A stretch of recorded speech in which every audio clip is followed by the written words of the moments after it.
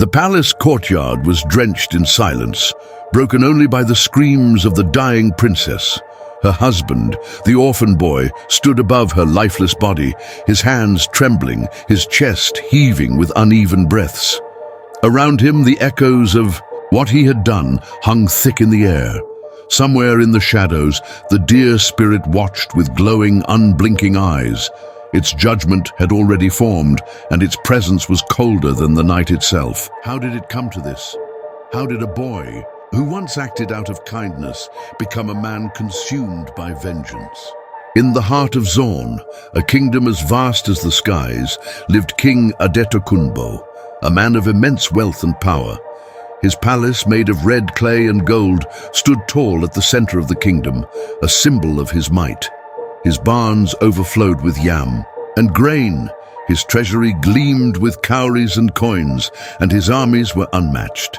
Yet despite all he had, the king carried a shadow in his heart. Years ago, his beloved wife had died while giving birth to their only child, Princess Morayo.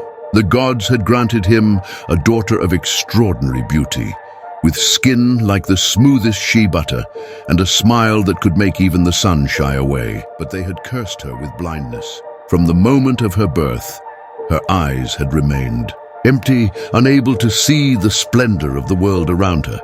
King Adetokunbo tried everything to cure his daughter. He invited the greatest herbalists and diviners, slaughtered countless goats and cows at sacred shrines, and poured libations in the name of every god he knew.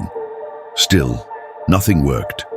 Now, in his old age, as he felt his strength fading, the thought of leaving his kingdom without a capable heir gnawed at him.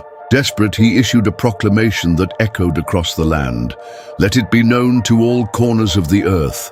Whoever can restore sight to my daughter, Princess Morayo, shall marry her and inherit my kingdom." The news spread like harmattan fire. From neighboring villages to distant lands, men of all ages and backgrounds prepared to take on the challenge. Far from the palace, on the outskirts of Zorn, in a tiny hut made of mud and palm fronds, lived Ayodele, a 20-year-old orphan. His parents had died when he was just a baby, leaving him in the care of his grandmother, Iya Agba. She was an old woman with a hunched back and a voice that carried the weight of years. Ayodele was an outcast in the kingdom. The villagers whispered about him, calling him the son of no one. The young men mocked him, throwing stones and taunts in his direction, while the elders ignored him as if he were invisible. His only solace was the forest, where he spent hours wandering, listening to the rustling of leaves and the distant cries of monkeys. One fateful afternoon, as Ayodele roamed deeper into the forest, he heard a faint whimper. Following the sound, he stumbled upon a deer lying in the underbrush. Its side was pierced by an arrow, and blood trickled onto the earth. Something about the deer was strange. Its fur shimmered in the sunlight, and its eyes seemed almost human, filled with pain and desperation. Without hesitation, Ayodele knelt beside it. He spoke soothing words, his hands trembling as he carefully removed the arrow. He tore a strip from his shirt and pressed it against the wound to stop the bleeding. "Why do you help me?" a voice suddenly asked. Startled, Ayodele looked around.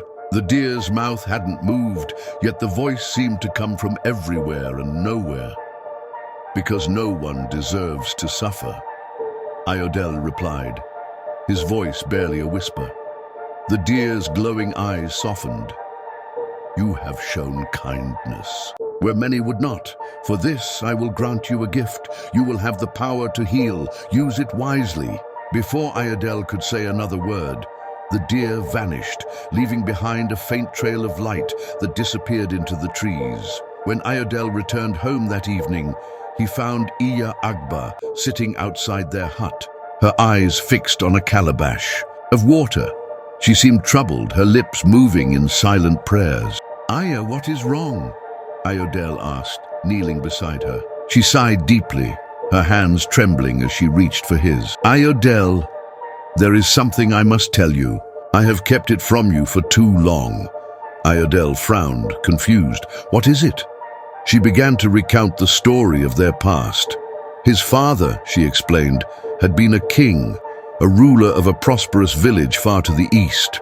His mother had been a queen, graceful and kind. But their happiness had been destroyed when King Adetokunbo led his warriors to invade their land. The village was burned, its people enslaved, and his parents killed in the chaos. Tears welled in Ayodele's eyes as the truth sank in.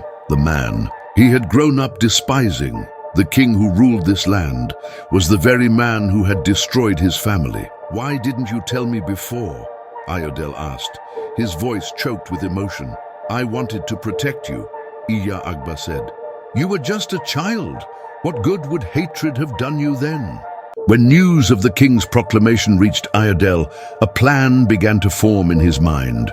With the gift from the deer, he would heal the princess and win the contest. But his true goal was far darker.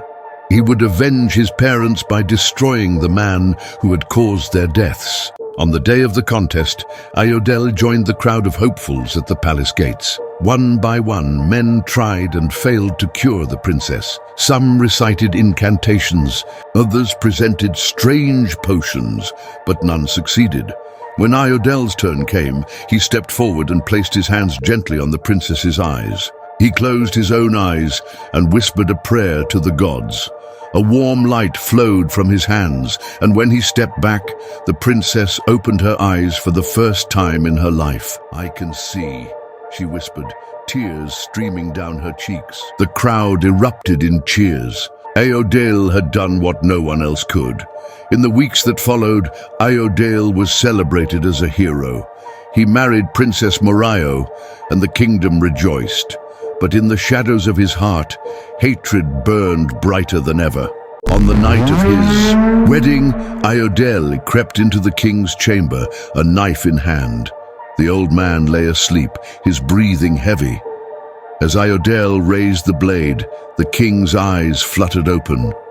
"Why, Ayodele?" the king asked weakly. "After all, I have given. Why do this? You took everything from me," Ayodele spat. "You killed my parents and destroyed my home. Now you will pay." With a swift motion, he plunged the knife into the king's chest. The old man gasped once before falling silent, but Ayodele's vengeance did not end there. Consumed by his rage, he poisoned the princess, ensuring that no part of the king's legacy would survive. As he watched her life fade away, a chilling wind swept through the room. The deer spirit appeared, its eyes blazing with anger. "You have abused the gift I gave you," it said. "You used kindness as a mask for cruelty. For this, you shall be punished." The spirit stripped Ayodele of his powers and cursed him to wander the earth as a blind beggar, forever haunted by the faces of those he had wronged. And so, Ayodele's tale became a warning, passed down through generations. It was a reminder that vengeance, no matter how justified, can corrupt even the kindest of hearts.